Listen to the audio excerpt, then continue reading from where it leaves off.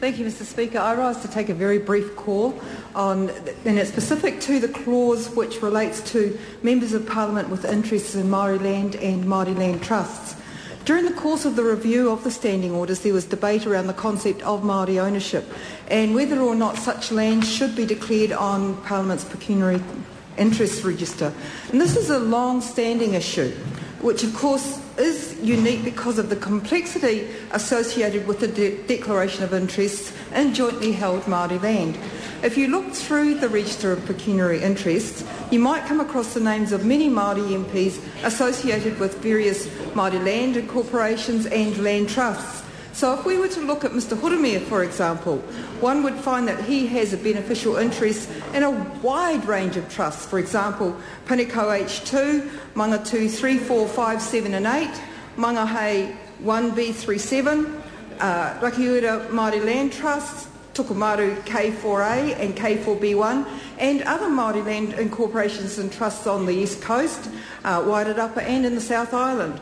So how would we extrapolate from such a wide list the beneficial interest that is specific to Mr Hurumia as opposed to perhaps hundreds of other beneficiaries?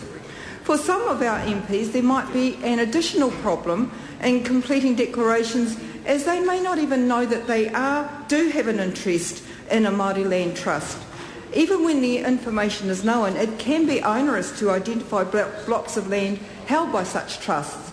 In responding to the review, Dame Margaret Baisley concluded while she could understand the difficulties unique to Māori MPs with interests in multiply owned land, she did not consider that it relieves them of their obligation to declare such interests.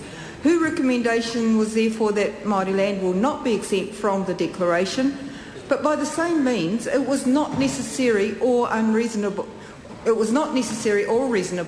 to expect members to identify each individual piece of Māori land by its Māori Land Court block number. The Māori Party is happy, therefore, to support a somewhat compromised position. We agree that an interest in jointly held Māori land should be declared under this particular clause, but we're also pleased to note that it is sufficient to give only the general location of the land as for other real property rather than the specifics of an individual block. Members.